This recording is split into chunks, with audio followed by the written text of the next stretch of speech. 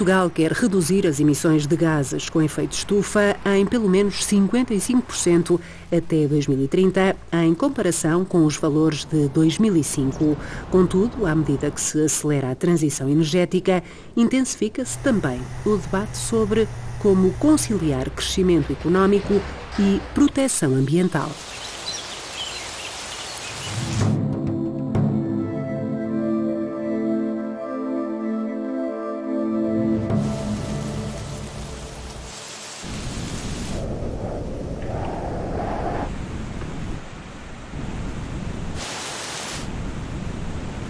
De acordo com a Direção-Geral de Energia e Geologia, a produção de eletricidade a partir de fontes renováveis em 2025 atingiu 45 mil gigawatts-hora, um aumento de quase 35% face a 2016. O fotovoltaico foi o que mais cresceu.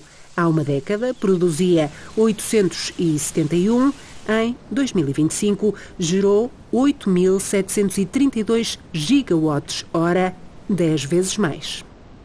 O esforço, por exemplo, de tentar ganhar autonomia energética face à Rússia, no contexto da guerra na Ucrânia, fez com que houvesse uma aposta muito forte da Comissão Europeia nas energias renováveis.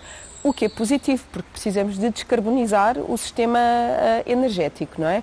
O que é menos cauteloso é a pressa com que isso é feito, que faz com que não se tenha em conta, por exemplo, os impactos na biodiversidade que essa aposta nas energias renováveis também pode ter.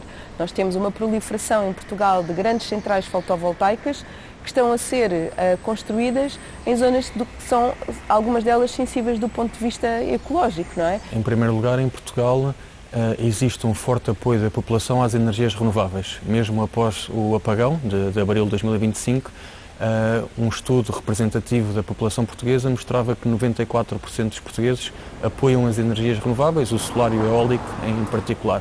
Podemos dizer que Portugal foi pioneiro na parte das renováveis, isso foi. Aí tivemos alguma capacidade de visão e fomos investindo. O problema é quando são propostos projetos de grandes dimensões para áreas que, em termos ecológicos, não têm capacidade para receber este tipo de projetos sem grandes impactos ambientais e com a componente social em que as pessoas não se sentem, em primeiro lugar, ouvidas nos projetos, não são informadas e, por outro lado, as pessoas também não veem depois benefício de ter estes projetos na sua região, porque a nível de emprego, são muito poucos postos de trabalho, são postos de trabalho muito sazonais, muito durante a construção e não depois durante os 25 ou 30 anos da operação, e porque a energia que é gerada, o valor que é ali gerado, não chega às pessoas. Nas energias renováveis offshore, por exemplo, uma proposta inicial da administração pública continha uma série de áreas que são sensíveis do ponto de vista ecológico e houve um acolhimento das propostas de várias ONGs de ambiente no sentido de excluir algumas áreas que são conhecidamente sensíveis do ponto de vista ecológico. Portanto, há um caminho ainda a fazer, mas já há um sinal positivo de acolhimento destas preocupações. Em terra não estamos a ver propriamente os mesmos sinais. Um desses mecanismos são as zonas de aceleração de energias renováveis. Isto é um mapeamento a nível nacional das áreas onde os projetos de energias renováveis, em Portugal especialmente a solar e a eólica, fazem mais sentido porque não têm tantos impactos ambientais e sociais.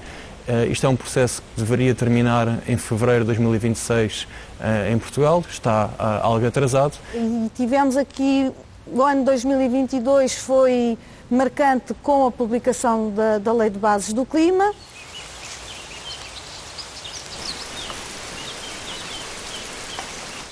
E agora está a haver um claro conflito com esses princípios e inclusive com as próprias comunidades locais, porque também são os seus modos de vida, de agricultura tradicional e preservam a paisagem que está a ser colocada em causa, em concreto com a megacentrais fotovoltaicas, com projetos de mineração, a participação pública no âmbito da Central de Sofia, na zona de Castelo Branco, foi dos processos de consulta pública em Portugal mais participados de sempre, com mais de 12 mil participações.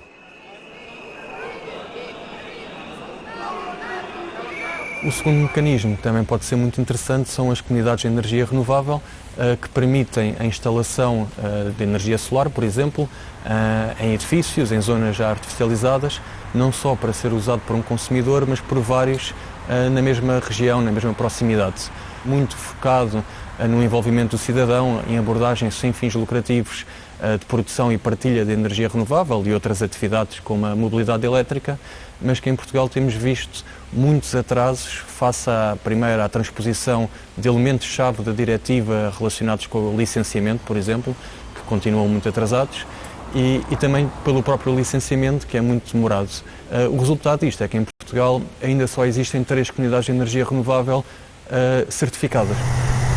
E agora temos um outro problema, que é quase que justificamos todo e qualquer projeto que possa ser instalado em Portugal, data centers, o que seja, não é? Mesmo que sejam investimentos altamente intensivos do ponto de vista energético, estamos sempre de braços abertos, porque efetivamente dizemos, mas nós temos já muita energia renovável e vamos produzir mais. Não, as nossas necessidades não estão satisfeitas.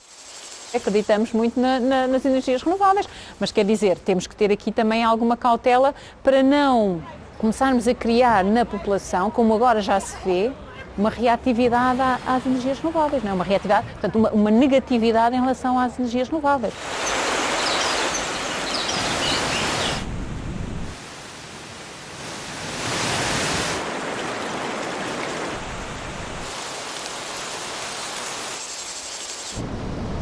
Em Portugal existem cerca de 260 grandes barragens que armazenam água e regulam caudais. O setor agrícola representa cerca de 75% de todo o consumo hídrico.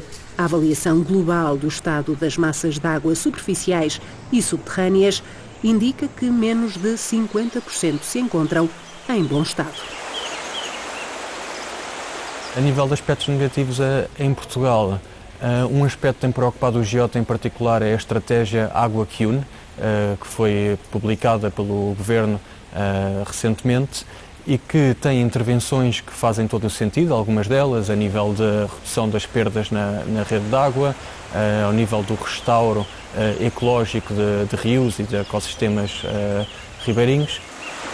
E que essas sim são prioritárias, a melhoria de todo o sistema de canalização, a melhoria do sistema das hectares, a melhoria do sistema e a eficiência das barragens já existentes.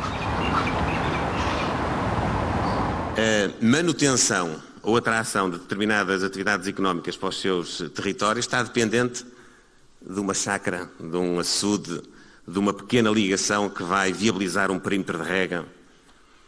E isso faz toda a diferença naquele território.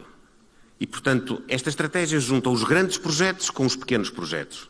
E junta do norte até ao sul. Mas também tem um foco ainda maior na parte de construção de novas barragens. Okay? Aqui uma parte de engenharia de grandes obras que vão servir principalmente, estas novas barragens, para alimentar a agricultura intensiva. Portanto, aqui expandir a agricultura intensiva pelo país e com elevados impactos ambientais devido à construção das barragens, à inundação de grandes terrenos onde existem ecossistemas que deveriam ser protegidos e também depois pelo próprio impacto nos rios, não é? Que ficam com mais uma barreira. Aquilo que prevemos é um investimento muito significativo, por exemplo, do próprio Estado português, para permitir a retirada de água, para disponibilizá-la de forma massiva, não é, a iniciativas agrícolas, num território que é caracterizado por uma paisagem, digamos, de mosaico, de convivência e coexistência, não é, entre a natureza e as comunidades humanas.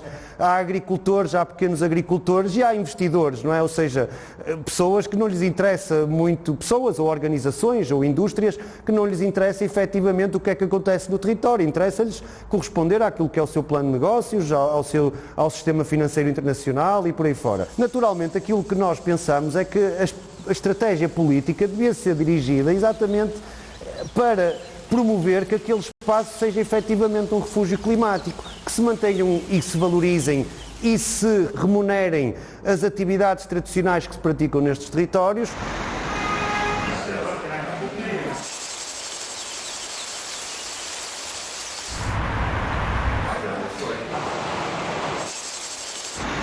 Como um todo, aquilo que nos preocupa é, acima de tudo, o simplex ambiental. Aquilo que nós temos em cima da mesa é o deferimento tácito, ou seja, numa avaliação de impacto ambiental, em que um determinado projeto tem que tem que ser alvo de pareceres de diferentes entidades, não é, do Estado, sobre, essencialmente, portanto, sobre as questões da biodiversidade por parte do ICNF, mas também de outras entidades. Se estas entidades não tiverem capacidade para dar resposta e fazer o seu parecer em um determinado prazo, é considerado que o projeto tem um parecer positivo. Ora, isto é extremamente gravoso porque vamos ter o Estado a dar pareceres e a autorizar projetos com determinadas características que podem ser altamente prejudiciais para o ambiente e até para o bem-estar das populações. E isto é muito, muito preocupante. Uma coisa é, lá está, haver celeridade no processo e outra é pervertê-lo e pôr em causa aquilo que são os objetivos de conservação da natureza. Atualmente, os pescadores, principalmente a pequena pesca, que se querem candidatar a fundos públicos para serem apoiados na sua atividade, têm que aceder a 4 plataformas diferentes e que muitas vezes não estão interligadas entre elas. Portanto, o Governo, se quer fazer simplificação administrativa, pode simplificar o acesso aos fundos públicos sem remover as salvaguardas ambientais. Temos ouvido nos últimos meses, tem vindo à praça pública notícias sobre as intenções, as supostas intenções do Governo para extinguir o ICNF e fundi-lo com a APA, portanto, acabando com reduzindo todo um capital histórico que existe desta instituição, que tem evoluído ao longo das décadas, mas que de facto tem uma série de competências muito importantes para o país e que precisam de ser reforçadas. A APA já é um mar de temas e de assuntos, estar a juntar mais um tema e um assunto, a conservação da biodiversidade, não me parece positivo, parece-me tirar protagonismo à conservação da natureza.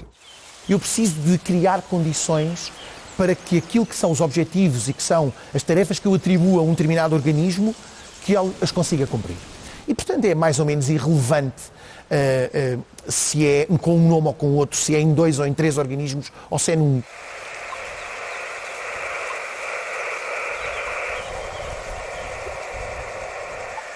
Nós precisamos de, dentro do ICNF, de um serviço técnico bem apetrechado no terreno, com os seus viveiros, com os seus próprios técnicos capazes de ir ao terreno e operar numa base diária e que, para que o ICNF não esteja dependente de contratações externas, com a sua própria maquinaria, com os seus próprios engenheiros florestais, com as botas no terreno, a atuar diretamente. Sendo certo que nós, nos últimos anos, até aumentámos o número de vigilantes de natureza.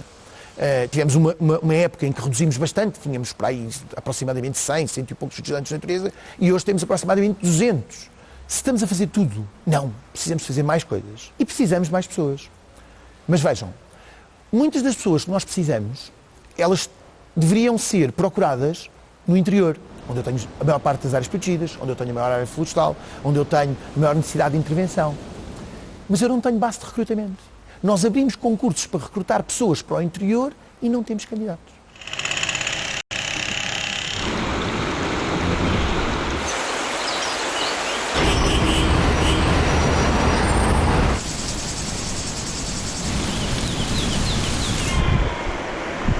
Portugal tem um património natural muito diverso, não é? Mais do que muitos dos outros países da União Europeia. E isto prende-se com um facto da história, que é o nosso desenvolvimento industrial ter sido bastante tardio, portanto, preservou-se em parte também porque a indústria se desenvolveu tardiamente, não é? E isso é algo que nós devemos salvaguardar.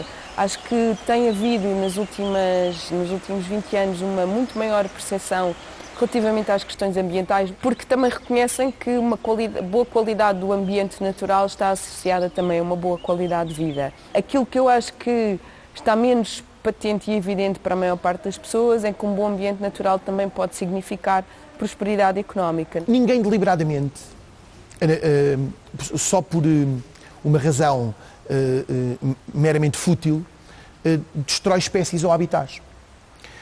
Isso acontece na esmagadora maioria dos casos, ou porque há um interesse económico que não está regulado, ou porque há uma atividade económica ou uma outra tipo de atividade que não internalizou os cuidados ambientais que deveria ter. Se eu retirar a capacidade da terra, ter solos férteis e aráveis para produzir alimentação de qualidade, ou se eu lhe retirar a capacidade de produzir água para consumo humano, ou para rega, ou para o consumo animal, se eu criar um contexto em que eu elimino a capacidade que a terra tem, ou que o território tem, de prover serviços ambientais, prover serviços dos ecossistemas, eu lá mais à frente vou encontrar-me com esse problema.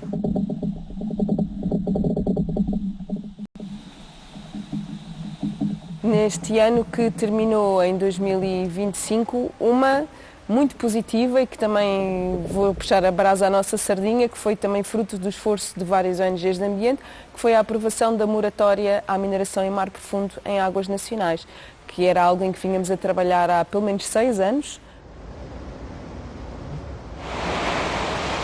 Aquilo que nós levámos demasiado tempo a perceber é que há uma componente da economia que tem que financiar a conservação. Há uma componente da economia que tem que internalizar as suas externalidades negativas ambientais e que não pode desenvolver a sua atividade a qualquer custo. Identificar as atividades tradicionais que contribuem para a qualidade de vida de todos nós e que se consiga adicionar uma remuneração adicional pela manutenção, pelas pessoas que operam nessas atividades, no que comumente se vai falando, que é a valorização e remuneração dos serviços de ecossistema daquilo que são as atividades económicas no território, que por contribuírem para a qualidade desse ecossistema que nós tanto precisamos, acabam por ter, se calhar, um rendimento inferior a esses grandes megaprojetos e, por isso, toda a sociedade civil, incluindo essas indústrias e todos esses operadores económicos, devem contribuir para a manutenção destas dinâmicas. Nós tendemos muito a culpar, não é? A pôr a responsabilidade sobre os governos, porque eles são eleitos para tomar decisões, e ao cabo eles têm o poder nas mãos, ou deveriam ter, mas também as empresas não podem ser deixadas de fora, não é? Elas têm uma responsabilidade que neste momento, em muitos casos, não estão a assumir.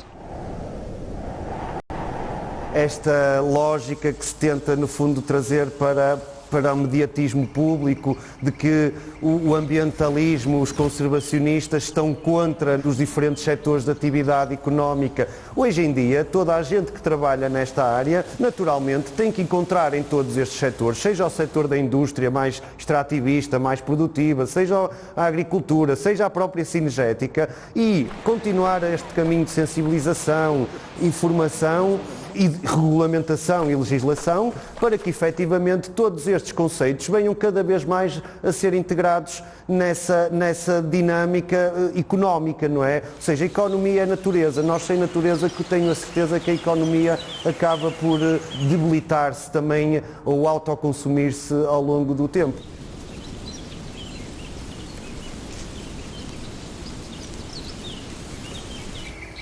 O ecoturismo é uma das formas que podemos ter de monetizar ou de sustentar ou de justificar economicamente a conservação da natureza.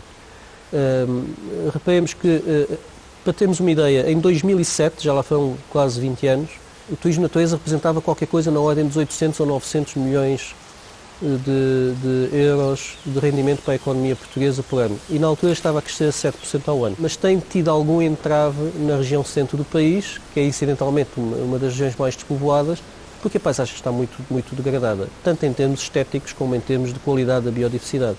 E recuperar todos esses ecossistemas naturais, para além de ser benéfico para a natureza, e é isso que a LPN quer, seria também criar enormes atrativos para o turismo de natureza no nosso país. E por que não, digo eu, recuperar as cerca de 600 casas florestais construídas no século XX durante o plano de povoamento florestal de 38-68, que se encontram abandonadas, casas em localizações ótimas, construídas em alvenaria, com uma arquitetura tradicional interessantíssima, nas melhores localizações das serras. Por que não recuperá-las para o turismo de natureza ou também para o uso da sociedade civil?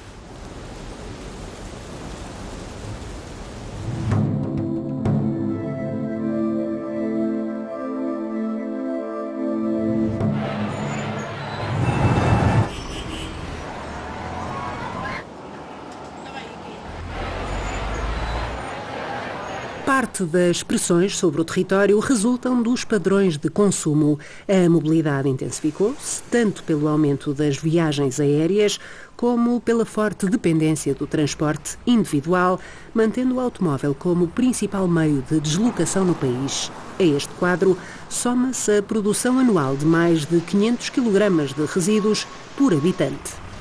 No caso dos resíduos, emblemático na década de 90, com o primeiro plano estratégico para a gestão dos resíduos urbanos e que decorre também de metas europeias, e nessa época foi inclusive a chamada a limpeza do século. O que é que aconteceu logo nessa altura e que foi identificado e reivindicado pela sociedade civil também, é a necessidade de haver também investimento em unidades de tratamento dos próprios resíduos, em vez de uma deposição maioritariamente, na altura, e agora ainda estamos em incumprimento, portanto, tem havido um incumprimento crónico das metas, não só da gestão dos resíduos, mas também da redução de produção de resíduos. É o oposto, tem havido um crescente aumento. E, por outro lado, a reciclagem, na escala dos R, está em último, porque o que devemos efetivamente apostar é na redução da produção de embalagens e reutilização. Temos, por outro lado, uma medida interessante que vai ser, portanto, vamos ter que transpor a legislação na área da reparação, não é? Na área do direito à reparação, que também é algo interessante, que para já não está a ser atacado a nível europeu e, portanto, esperemos que, até porque aumenta a resiliência, não é? Quando falamos de reparação, quando falamos de reutilização, ela aumenta a resiliência da economia e hoje em dia esse tema também é um tema muito importante em cima da mesa do debate europeu. No caso dos equipamentos elétricos e eletrónicos, está a haver um aumento do consumo e, consequentemente, aumento depois desses resíduos e não há grandes soluções em termos de reciclagem, ou é demasiado cara e tecnicamente complexa. Temos também o aliciamento às viagens, a andar de avião, com preços que não refletem minimamente o custo ambiental e o impacto que tem em termos também das metas e da descarbonização que se apregoa. Na componente da energia, tivemos também a publicação do rascunho do Plano Social para o Clima, que é um instrumento que terá cerca de 1.000 milhões de euros para apoiar famílias vulneráveis e microempresas vulneráveis face aos preços da eletricidade e do gás e com um foco muito específico em melhorar os edifícios e em melhorar o que é o transporte, os serviços de transporte. Este plano não é perfeito, esteve em consulta pública, foram submetidas diversas participações e será finalizado este ano e tem o financiamento que é necessário para começar a resolver estes problemas da pobreza energética em Portugal e terá que ser um instrumento muito bem aplicado. E um aspecto que tem estado praticamente omisso nas políticas públicas, que é da promoção de uma alimentação à base, ou maioritariamente à base de produtos de origem vegetal. A produção pecuária tem efetivamente um impacto enorme naquilo que é a desflorestação, a compactação de solos, a destruição de ecossistemas, a poluição com o metano, porque não estamos, quando falamos de gases com efeito de estufa, não é só de carbono. O ambiente já esteve muito mais popular e querido das instâncias governamentais do que está hoje. É evidente que tem muito a ver com o cidadão, tem muito a ver falsas ideias e campanhas que se colam ao ambiente, o greenwashing, não é? Que se colam ao ambiente e que não tem nada a ver com o ambiente. Nenhuma empresa paga campanhas a dizer é preciso gerir a rede Natura 2000. Porque em termos de inquéritos, Portugal está sempre quase no topo em termos de preocupações ambientais, não é? As pessoas estão preocupadas. A questão é depois o que é que fazem perante quando dói, não é? Se quisermos pôr assim de uma forma simples, não é? Quando eu tenho que fazer de facto uma opção, e essa opção pode ser eu ter que abdicar de qualquer coisa para ter uma conduta mais sustentável, eu estou ou não disponível para o fazer. Pronto. E aí é que eu acho que nós estamos ainda um bocadinho longe desta capacidade de abdicar. de aplicar princípios como o da suficiência. A forma como nós consumimos passa mensagens. Não é? Se nós começarmos a usar mais esse nosso poder, se calhar conseguimos moldar mais a realidade. Mais importante ainda, diria eu, do que a ação individual, é as pessoas juntarem-se e trabalharem nestes temas em conjuntos, quer seja numa associação de residentes à escala local, começarem a pensar como é que podemos tornar o nosso bairro mais sustentável, como é que podemos produzir energia renovável no nosso bairro para benefício de quem mora no nosso bairro. Por outro lado, o ambiente também pode ser visto como uma forma de criação de riqueza. Porquê? Porque a inteligência artificial neste momento vai criar uma onda maciça de desemprego em muitos setores e também ao mesmo tempo muito mais eficiência nesses setores e portanto vai ser necessário criar emprego e esse emprego ao mesmo tempo vai ter de ser sustentável, vai ter de ser um emprego que crie bens e serviços que não comprometam o futuro, nem em termos de qualidade de vida do ambiente, nem em termos da saúde dos trabalhadores, nem o que seja. E a verdade é que o ambiente poderá pretextar um keynesianismo verde, em que haja uma políticas de matriz keynesiana, de investimento público na recuperação de ecossistemas, de bosques autóctonos, de ribeiras, de monumentos naturais, investimentos mão de obra intensiva que dê emprego e que permitam redistribuir a riqueza. O restauro da natureza não é conservação para as outras espécies, é também, obviamente, porque nós precisamos dessas outras espécies para que possamos ter serviços de ecossistemas, para que possamos ter o tal ar para respirar, a água para beber, o solo suficientemente com qualidade para produzir os alimentos que nós precisamos. Portanto, aumentar a literacia a este nível pode, de facto, ajudar. Se nós este ano, tanto no verão, tivemos mega incêndios, como agora temos estas inundações, e que são, naturalmente, eventos extraordinários que não são aquilo que nossos ciclos climáticos demonstram, mas que certamente virão a ser mais recorrentes. Se, numa altura destas, a nossa preocupação é enfraquecer, no fundo, a proteção destas áreas, reservas ecológicas, reservas agrícolas, o que nós estamos a fazer é hipotecar, efetivamente, o futuro de nós todos.